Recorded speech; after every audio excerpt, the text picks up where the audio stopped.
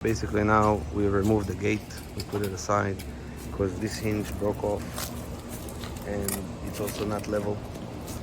It's hanging towards the gate this way, and this also came off alignment, so we gotta fix this one.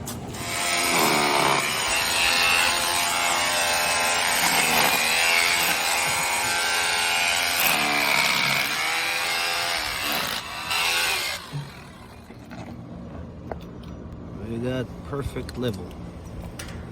Those are the adjustment screws, and that's it. Now the gate has been hinge replaced, and let's press here to open.